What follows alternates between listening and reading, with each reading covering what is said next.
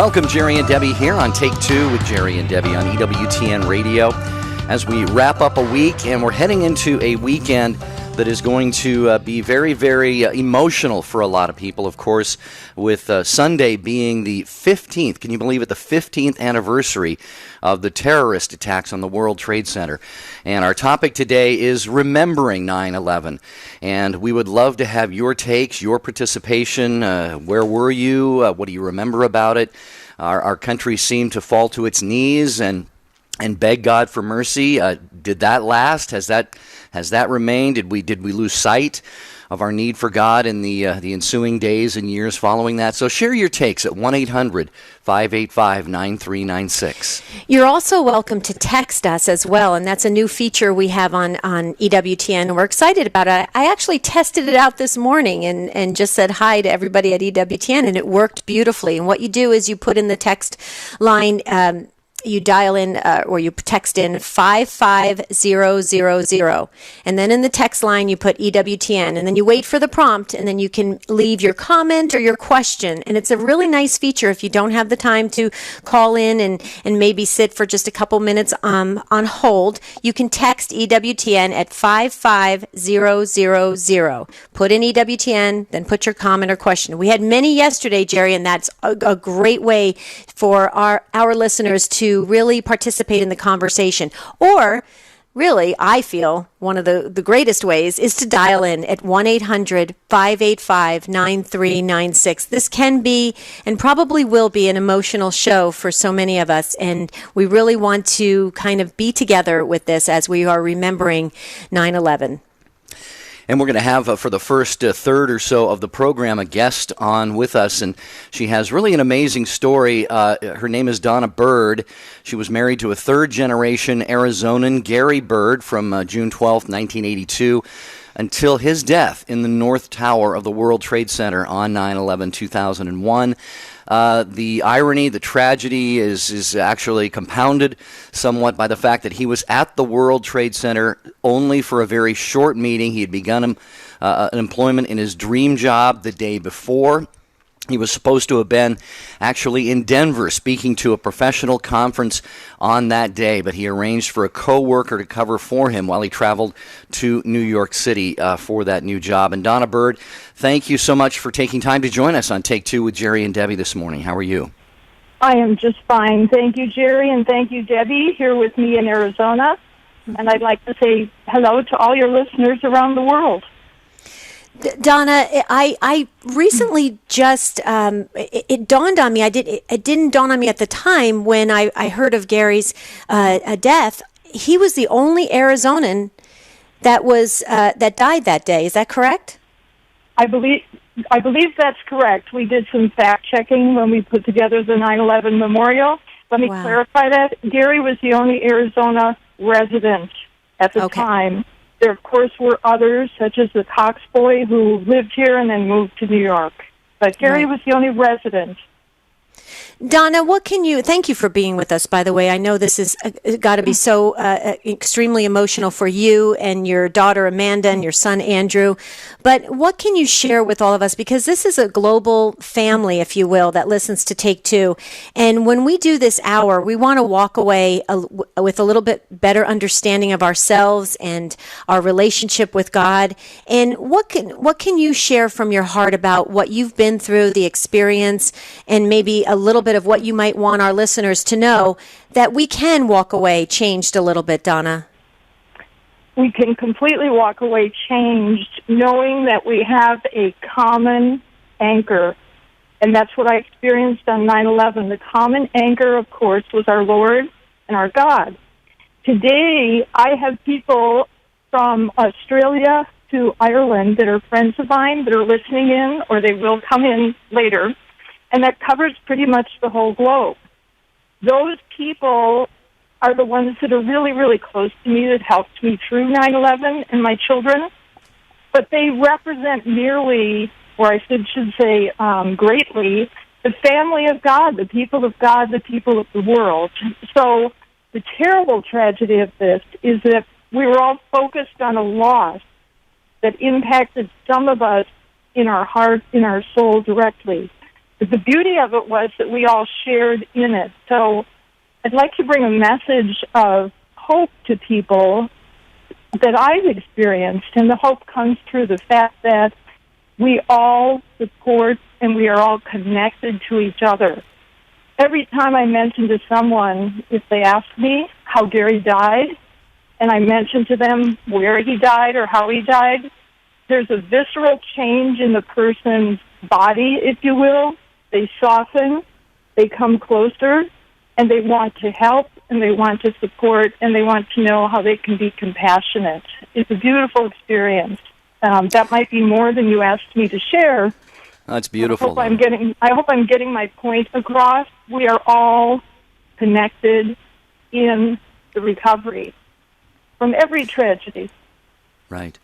Well, it's beautiful what you're sharing. Donna Bird with us here on Take Two with Jerry and Debbie on EWTN Radio. We're talking about remembering 9/11. Those of you on hold, we're going to go a little bit longer than we usually do in our opening segment since we have Donna on with us. So your patience will be appreciated. We do have a couple of phone lines open here at 1-800-585-9396. Has our country learned anything? Have we retained any of that sudden burst of fervor for God that happened at 9/11 and in the days and weeks after that? Or has that waned? Has that faded? Have we gone back to saying, well, God, we don't need you anymore. We got through that. Life goes on. Thank you, God, and just moving on with our lives. Or maybe you want to share how you were personally impacted by that. Maybe you knew somebody who was lost in that terror attack. 1-800-585-9396. And Donna, you mentioned the visceral change that you see in people when you share with them how Gary died, and it's very understandable because that's obviously not something, not a way that very many people perish or leave this world. And if you could take yourself back to that day and just maybe just share with us what it was like to receive that news and knowing especially that Gary might not have been there that day. Yes, I can do that, Jerry. And I prayed about it this morning. I have a few words that came to me. If I could mention the words first, and then I'll flesh it out with the story. The words that keep coming back to me are first uncertainty, darkness, clouding and smoke and chaos, and then opening up, and then peace, and then listening. So if I could start with the last word, because we're on the radio right now, the word that kept coming to me today as I was thinking about that day 15 years ago was the importance of listening. And I found that on the morning of 9/11, I was up, by the way, it was 5:46 here, and I had the TV on, so I knew immediately that something was happening because I heard the broadcast say, we have breaking news. I went and looked at the TV. I saw the World Trade Center. I knew that Gary had a meeting at the World Trade Center. I don't know which building. I didn't know what time. So I had a lot of certainty and uncertainty, which produces conflict. And so as the morning went on, I had to take the children to school, so I transitioned from TV to radio to listen to what was going on. And I kept listening and hearing. The other building went down. The first building is still up. And so what happened over the next hour, to short-circuit a long story, is I transitioned to being able to just listen, first of all with my ears and then with my heart and my soul. My soul was crying out for some kind of answer as to what I was supposed to be doing, especially with the children. I get emotional here. And I found that God brought me to the place where I could hear the answer. And that was, I call it Catholic autopilot. My Catholic autopilot took me to church. And so because I have a call coming in here. Can you still hear me? Yes, we can, Donna. Okay. You go right ahead. Sorry. I had an interruption on the phone. I apologize. That's okay. Anyway, Catholic autopilot took me to Mass. And then when I received, the Eucharist, I received the answer that there would be comfort. And then that took me to the chapel to pray the rosary. And I'm saying these things because I just really kept asking God, what do you want me to do? What should I do next? I became unable to speak. I did not have words. I didn't know what to say. And so what I'm really trying to get across, I guess, is when we don't know what to do, we just stop and listen and ask God to tell us what to do. And He did. He told me what to do. And I found out that after I went to Mass and I went to the chapel and I prayed the rosary and I talked to God and said, you know what? This is too big for me. I'm a smart person.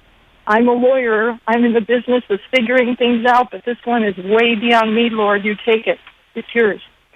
And as soon as I did that, I just became totally peaceful. So that leads to mystery. Why is it that I was able to be peaceful in the midst of all that chaos?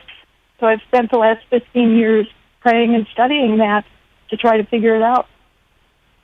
So I guess I want to convey that you can have peace if you ask the right person. Right. And Donna, if I may, because we go to the same parish, and with that Mass you were talking about when you went to Mass, wasn't that with, at the time, Father Jim Wall, who's now Bishop Jim Wall?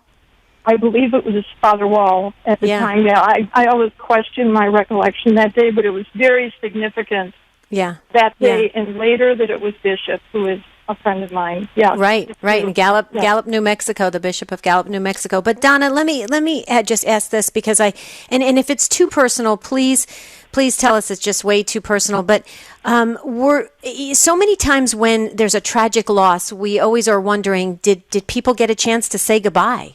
Did you get a chance to say goodbye to Gary?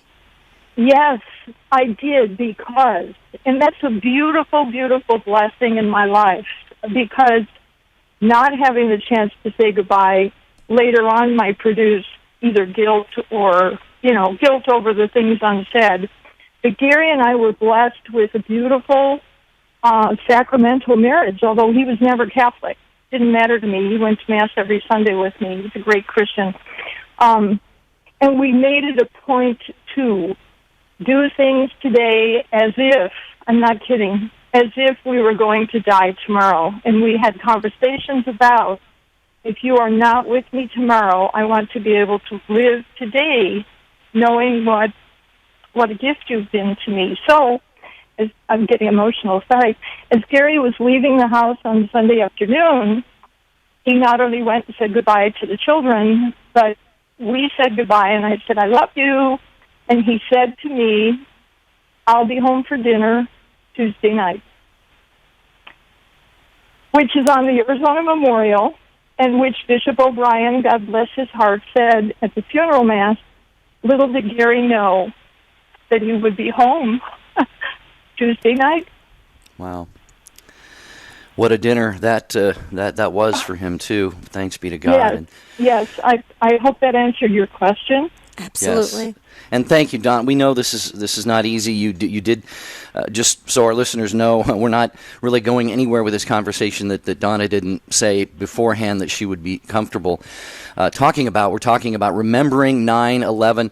Donna Bird is with us. Her husband Gary was a victim, lost his life in the World Trade Center, the North Tower, on September 11th. Unbelievably, almost 15 years ago. And we've got Donna with us for another 5 minutes or so, and then we're going to start taking your phone calls. So again, here's the number for you to call in, 1-800-585-9396, 800-585-9396, or text the word EWTN to 55000. Wait for a short response, then text your first name and your question, and we will be happy to talk with you about the impact of the 9/11 attacks on your life. And maybe you knew somebody, a friend, a family member who perished in the attack. Maybe you just want to share where you were and what you were doing, and how your life maybe just stopped the normal routine for a day or a week or something, and you just really felt drawn toward God. 1-800-585-9396. And I just wanted to share, to our listeners and our Take Two family, if you ever want to really learn and see how many lives were impacted that day, just type in an internet search on the statistics of 9/11, and it's heart wrenching, absolutely heart wrenching. And one of the statistics that I wanted to point out, Donna, and which impacts you, is the number of people who lost a spouse or a partner. There was 1,609 people impacted that day. Donna, out of those people, have you found a bond? Have you guys formed a bond that has continued on in the grief and the process?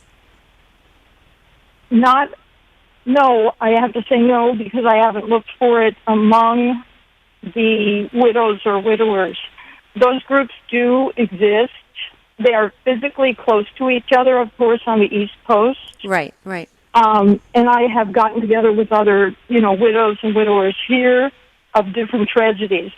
But I felt so much comfort in my church community and in my professional community and here in Phoenix that I wasn't seeking other people. I sometimes feel that when I tell my story, especially back then, in a way, it has a tendency to minimize the suffering of other people. They tend to stand back thinking, wow, what you went through must be worse than what I went through. And that's not true. What everybody goes through in their own life, their own suffering, is significant. And I never wanted to minimize their suffering by, focusing too much on this. But I do want to mention one more thing, if you don't mind. I'm very attuned to the suffering of the children of those who died, especially because I had two children who at the time were ages 13 and 15, enough to kind of know what was going on, but not really. And I've seen how their lives have evolved and changed in the last 15 years and how they have suffered a lot. And so I really want us to pray for the children, that they figure out how to acquire peace and hope and how to move on. Yeah. Absolutely. And I understand that Andrew looks just like his father. Is that true? Well, in my eyes, he does. His soul and his heart and his sense of humor especially remind me of his dad. He has that really funny sense of humor. But many people also say Amanda looks like Gary. So, neither of them looks like me, I guess. They will after I die. They look like me. But yes, he is in both of them, and he's with them every day. And Donna, in our few minutes that we have here, we don't want to keep you too long. You've been so gracious with your time. But my understanding is you've written a book. You have your story in writing, not just of what happened, but how your life has changed and how you want to impart that hope and rise above this tragedy. Can you share with our listeners a little bit about the book and maybe where they can obtain a copy of it? I can. It was written, it was published to coincide with the 10th anniversary of 9/11. It was written as a memoir of Gary because he lived a life worth remembering, and as a story of my faith journey. So the chapters kind of alternate between Gary and how goofy and funny and dear he was, and me and how I was comforted by God.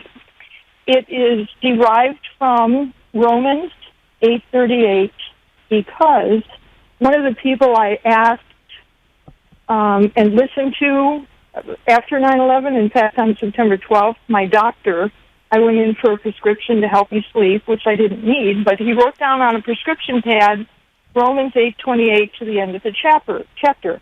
He gave it to me and said, here's my prescription for you. And I said, why? And he said, you pray this and you'll be comforted. So the name of the book is Nothing Will Separate Us. And I'm sure you and your listeners get that right away before we know that nothing will separate us from the love of God. It had a dual meaning for me. Nothing will separate me from Gary, and nothing, including this type of tragedy, will separate me from knowing that God loves me. So the book is available still on Amazon.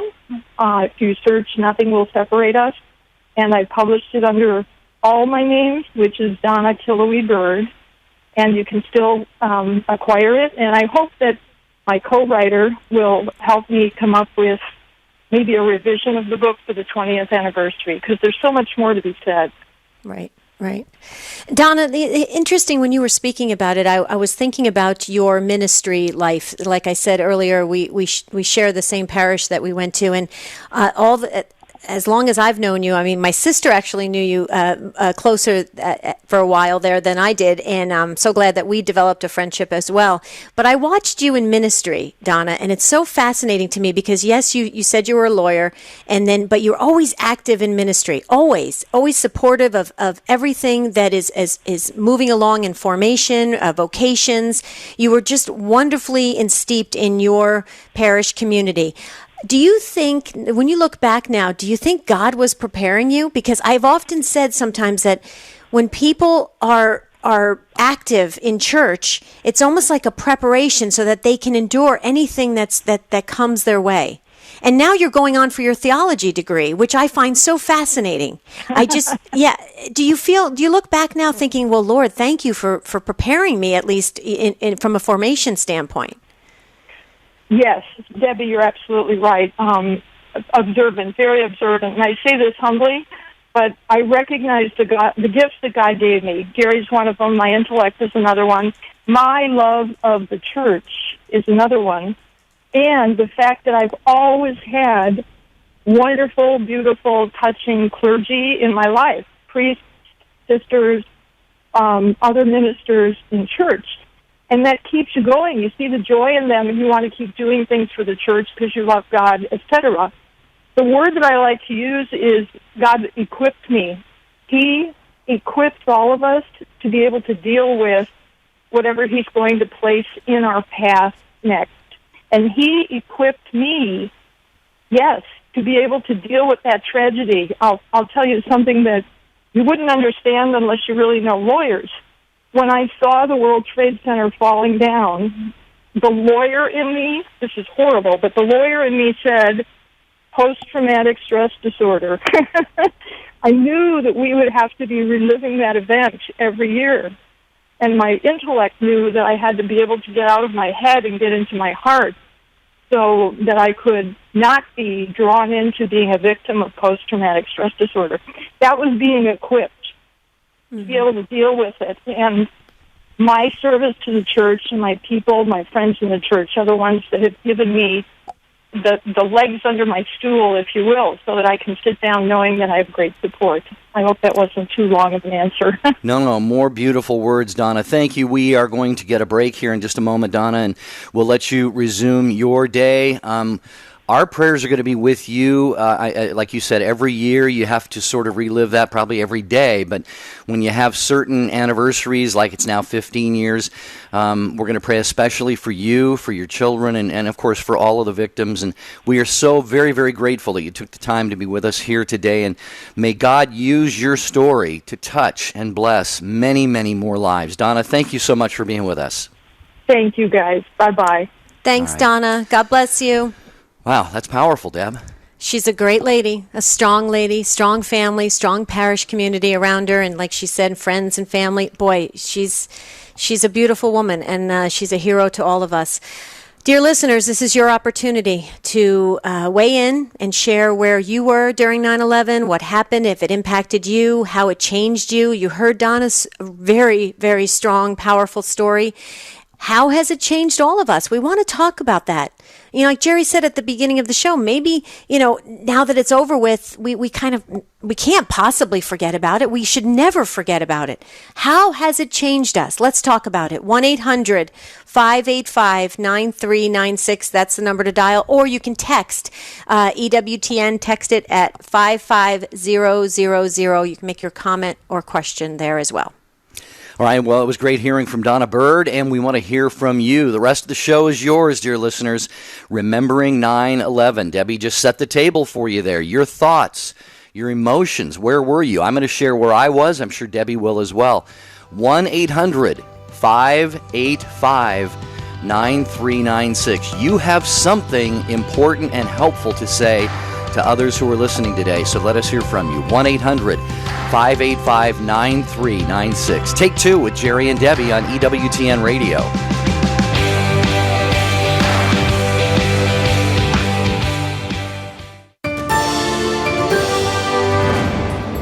From EWTN News Nightly in Washington, D.C., I'm Lauren Ashburn with an EWTN News link.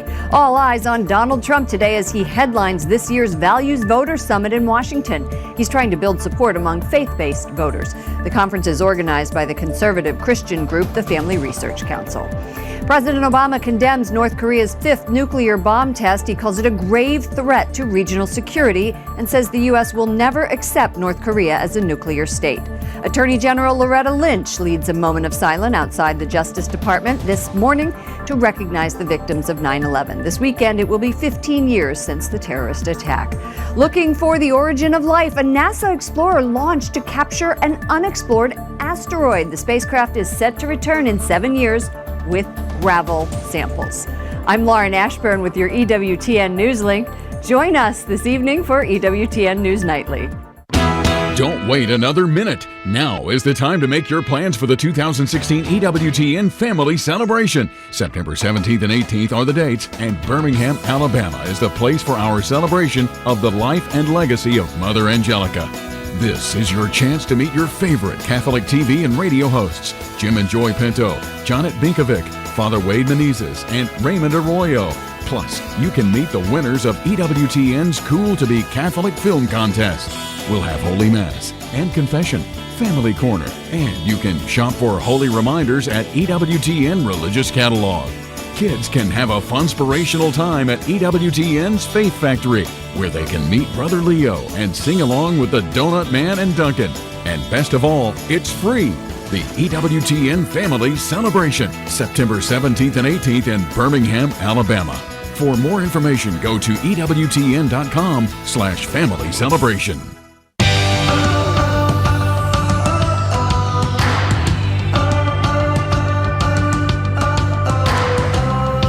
Thanks for being with us on Take Two with Jerry and Debbie on the EWTN Global Catholic Radio Network. We are remembering 9/11 today because it's coming up on the 15-year anniversary of the tragic event in New York City and Lower Manhattan when the Twin Towers were struck and came down, and thousands of lives were impacted in that day. And I just wanted to share, we had Donna Bird on for the first part of the show.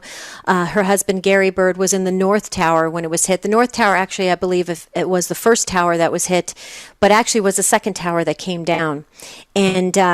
And like we shared earlier, Gary was an Arizona resident, I believe the only one as an Arizona resident in the North Tower that died that day. But what really just always struck me is the North Tower got hit first, Jerry, but and then the second tower. But the second tower came down first. So I could only imagine what Donna felt, or her family felt, as they were watching the other tower that was badly impacted, and then having just watch it sitting there and then all of a sudden coming down. I can't even imagine the emotions that were felt.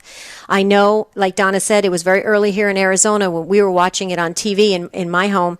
And at first, when we saw the planes hit the towers, there was a real emotional effect that took place inside of me, because I grew up in New Jersey, looking at the New York skyline all the time. There was about a mile away from my house, Jerry. You could go up to one of the highest points. It was Eagle Rock Reservation, and you could see the beautiful New York skyline. And it was finished in 1973. I was only 8 years old, so I remember seeing this all the time. In fact, it was a really great spot to take your dates. You would take your dates there. Yeah, seriously, because it was so beautiful. And I remember feeling, oh my goodness, this is forever. This is going to change the world, and it has.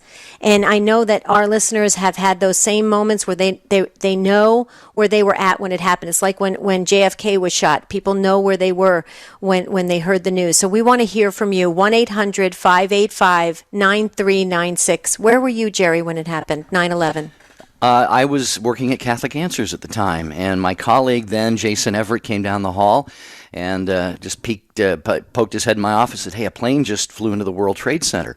And I was a student pilot at the time, and flying Cherokees and Cessnas, and I thought, well, I thought, first of all, I stopped and said a prayer, and my first thought was, well, it must have been a student pilot, maybe just a wayward small aircraft or something. So I just continued working, and one after another, the whole staff is passing by my office, heading to the kitchen. We didn't have a TV set up anywhere, but somebody, pulled one out of a closet or something, and the magnitude of it then set in to me.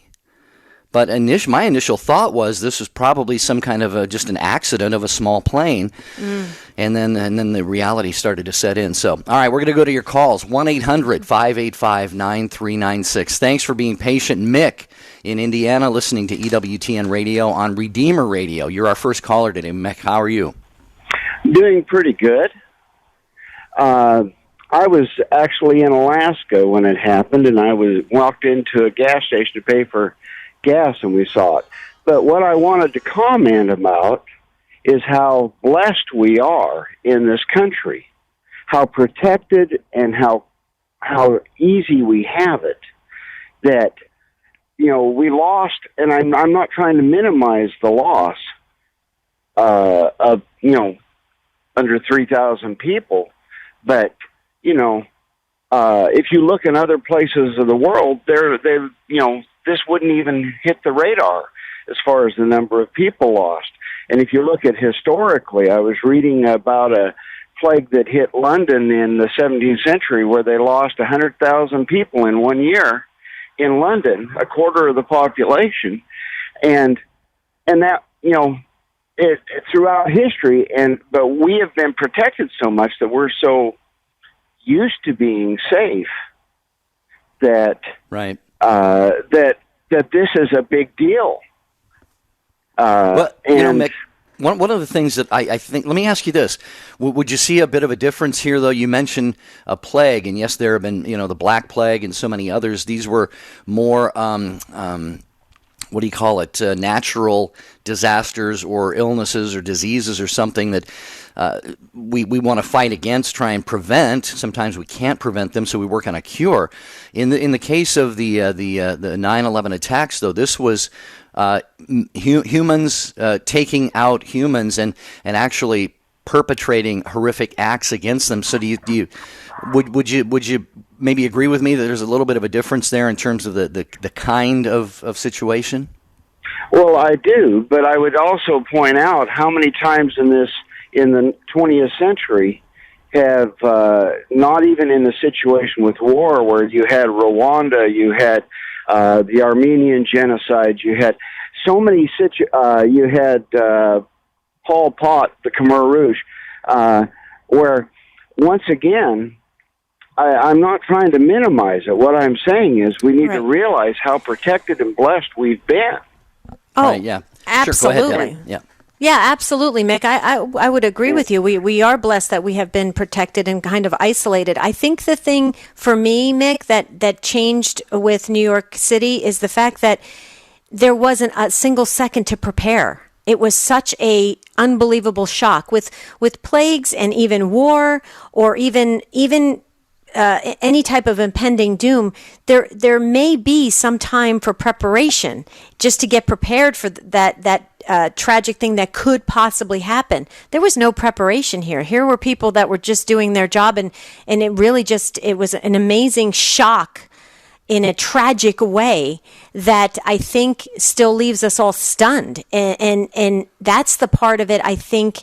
And like Jerry said, humans taking out humans. It was, you can't even describe how absolutely beyond tragic it really was for that exact reason, that a lot of people didn't have a second to even get their bearings. And that's the part that really always gets me, Jerry. I don't know if you've ever... But I agree with Mick, though. He did remind me. I'd not really even considered that, these atrocities that are being perpetrated by dictators and governments and ISIS and everything around the world. I think the fact that losing 3,000 doesn't even compare to so many other things is It just shows us how bad things really are at times in our world. All around the world, yeah. Mick, want to thank you for pointing this out for us Mick. today. Yeah, thanks very much for calling Take Two with Jerry and Debbie. We got a bunch of calls here we're going to get to. 9/11, remembering 9/11. And Ann is next in Orchard Park, New York, listening to EWTN Radio on the Station of the Cross. Hello, Ann. Welcome from Orchard Park. How are you?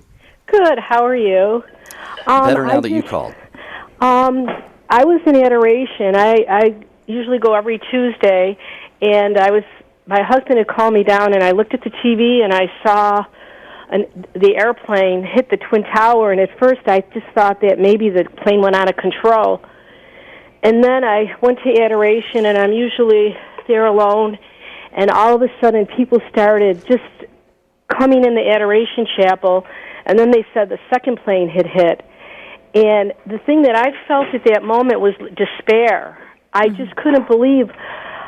Our country has always been looked up by people as a wonderful country and a generous country. And I just knew that the outlook of our country towards the world was different. And but then again, I can see, like, people were coming to adoration because they, whenever things happen, we can't control things. God is always there for us. And that's a beautiful thing about our faith, is that we're not in charge of everything, and God is in charge. And people still are coming to Him for things, even though it was a terrible thing that happened. I knew our lives were going to change forever. And at that time, like that whole week, to me, it was like a despair. But then the beauty of it was how the people came together and how they helped each other. And now we have this beautiful memorial to all these people who died in vain, and all these heroes. I also read that a lot of the officers and the people that had gone to September 11th were Catholic. And the self-giving love of people helping people and coming together, I thought it was a beautiful thing. I know that it's a devastating thing, right, and the people, but you can see the beauty that came out of it also because of the families that have, now we could have a memorial to all these people who died, unfortunately, through, to me, it just seems like it's pure evil, but we do still live in a beautiful country, and people do come together when things are bad. Good comes out of people's hearts when evil comes out of other people's hearts. Yeah, and people really did kind of join together, Anne, and I would agree with you. New Yorkers are resilient people. I'm from Jersey, and they're strong, and they know how to really survive. I mean, you have a lot of people in a small area in New York City, and they know how to get along and live and thrive. And it was beautiful to watch them rise to their highest level of responding so quickly. My dad was going into the MetLife building prior to the attack, so we had lost cell phone contact with him. He was in his 70s at the time, and we didn't know. He worked for MetLife. We didn't know where he was because he was right near there. And he had said that there wasn't even a second where people hesitated. They ran to the hospitals to give blood, literally ran. And my dad was one of them in his 70s who was running as fast as they could to give blood. And I get emotional when I think about that, because that just goes to show how beautiful people are when they put their own needs aside and want to help others and lay their life down for others. And that's what Jesus calls us to do. And thank you for your call. And also, I want to thank Mick again for his call. You really opened my eyes, Mick, because I do feel like we've almost had a false sense of protection here in the United States. And it does remind me that we have to really look at this as a global thing and really, partake in others and be part of others as they're going through their own tragedies and what's happening in the world, not just in the United States. And that's I thank you for opening my eyes, Mick. And Ann, Yeah, thank and you. Ann, thank you both for your calls. And Debbie, what you're saying, the selflessness of people. Of course, we would be remiss if we didn't also just take a quick moment and say the first responders, the firefighters, the police, anybody who rushed into, especially into the second tower after the one had gone down. It was a death sentence. They knew that going in, that they had a job to do, and they said, I'm going to die today.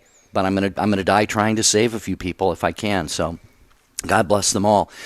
Okay, thanks again, Ann. Nick is listening in the great state of Washington, my native home state, on EWTN Radio, Sacred Heart Radio. Hi, Nick. Welcome to Take Two with Jerry and Debbie.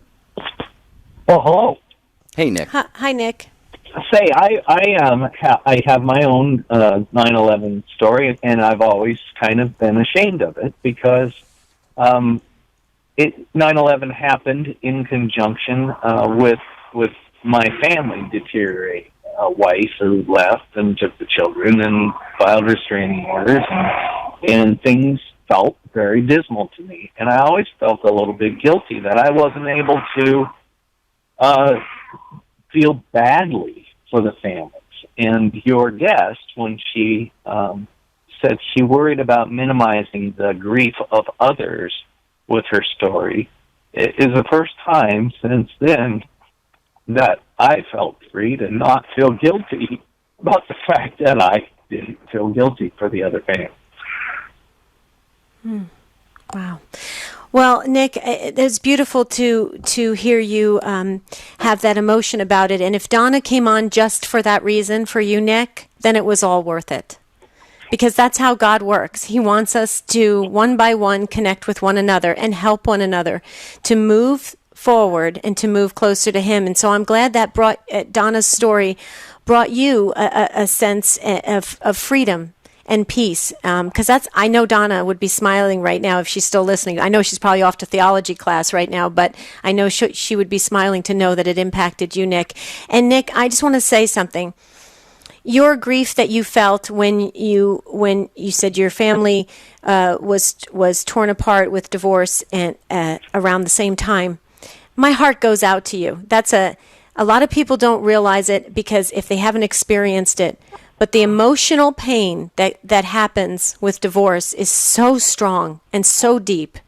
So my heart goes out to you that you had to endure that portion of that grief of what happened with you in the loss of your family and marriage. And just want you to know that prayers are around you, and I pray that your future is bright and God has opened doors for you to go on and live a beautiful life, whether that be through the annulment and have maybe another sacramental marriage that really can take you to that next level. I don't know where you're at with that, Nick, but that's what I pray for you, because I can hear it in your voice that you emotionally were really hurt with the divorce. Well, thank you. And yes, God has worked and continues to work, and I am in a sacramental marriage, and we did go through the annulment process in order to achieve it. And the children, after 10 years of not speaking to me, have started coming home again. Wow. Praise God. Wow, Nick, this is fantastic. It's beautiful. God is so good, and we saw with Donna how God brought good out of a horrific tragedy. She is blessing so many people's lives. And Nick, you went through your own personal tragedy, if you will, and God has kind of resurrected out of the ashes of that something very beautiful for you. So Nick, thank you so much for calling, and we are very, very grateful that you're listening on Sacred Heart Radio to Take Two with Jerry and Debbie, and we hope that you will join us again on a future broadcast. Up next, we're going to go to Maryland, listening to EWTN Radio on Sirius XM 130 in Ann Arbor, Michigan. Hi, Maryland. Welcome to Take Two. Hi, Maryland. Hi. So what's your contribution here? Yeah, you're on the air. Today's my birthday. Today is? Today is or 9/11? Today is. Oh, today. Today, 9/11 is my birthday. Oh, 9/11. I'm 72 years old. Wow. So how do you feel about your birthday being on a day that is going to be always remembered in our world? It's a very conflict of emotions. Sorry, I didn't think I'd get emotional. It's okay. Obviously, that day was horrific. We were going to go to dinner and celebrate. Our family was going to, and I told my husband, I said, there's no way we are going anywhere to celebrate anything. And we were both at work. We own a business, and we were both at work and watched the planes go in, and it's just not a happy day. Right. Wow. Well, Marilyn, there have been, of course, 15, this will be your 15th birthday since then. We certainly hope and pray that they have gotten happier and that you have been able to move to a place where you can have that celebration of the life that God gave you, even though it's always going to be tinged a little bit with the memory of that. Have you come to a better place in that in terms of celebrating your birthday? I have. Actually, I'm thinking today's my birthday. It's not. It's 9/11, actually. But Sunday, today yeah. is actually my granddaughter's birthday. Oh, wow. Happy birthday to her. What's her name? Yeah, my granddaughter was born 2 days before mine, and my mother passed away the day after mine. So I have, and then my son's birthday is September 16th, and my former daughter-in-law's birthday is September 17th. It's just a whirlwind right now. But busy month. Today is actually my granddaughter's birthday. I'm thinking it's 9/11. And what's her name, Marilyn? What's your granddaughter's name? Kate. Kate. Oh, happy birthday, Kate. We hope you're having a beautiful and blessed day. Marilyn, maybe you might want to, since you have so many birthdays, families, members that have birthdays kind of in the same week, maybe you, and I mean this sincerely, you may want to do something that we do in my family. We actually celebrate a birthday week. We don't celebrate just the day. We celebrate a week.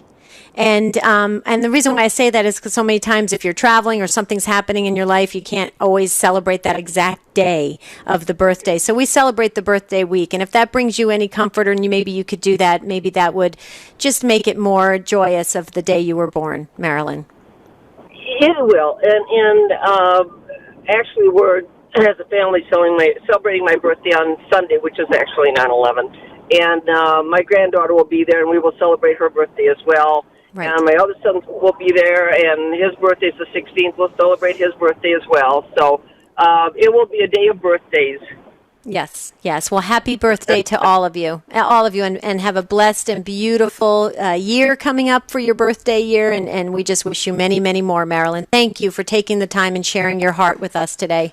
Yeah, thanks, Marilyn, for the call. We really appreciate that. Got to make a quick mention that we're just a week away from the EWTN family celebration, celebrating the life and legacy of Mother Angelica in Birmingham, Alabama. That is next weekend. So, folks, it is not too late for you to grab a plane ticket, get ready to go to Birmingham and see many of your favorite radio and TV personalities. And they'll have Mass and I'm sure confessions and an opportunity to get some great faith resources out of the EWTN religious catalog. So log on to EWTN.com and follow the links to the family celebration and get full details right there. Okay, Frank, driving through California, listening to EWTN radio on Sirius XM 130. Hi, Frank. Go ahead. Yeah. Okay. Hello. All right. Yes.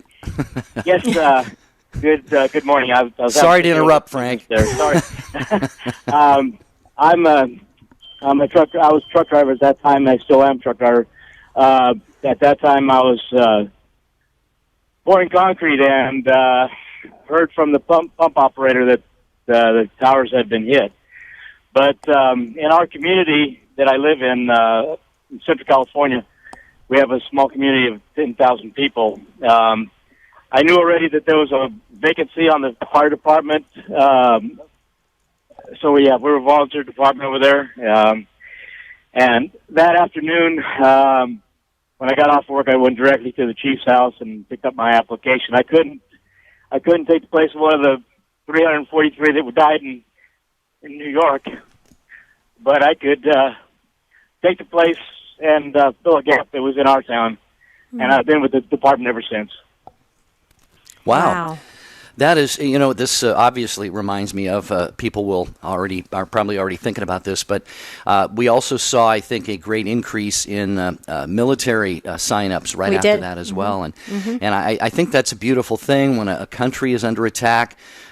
people will want to come to the aid of our nation. And Frank, you did what you could. You said that you couldn't quite make the ultimate sacrifice that they had made, but that sacrifice that was made led you. See, Debbie, this is the human spirit. We say, Yes. I want to give of myself like other people have given of themselves. Absolutely. Frank, way to go. You sound like a great man. And thanks for, again, like we said, for all the other callers, sharing your heart with us. We can hear the emotions rising in all of us, and that's a beautiful thing.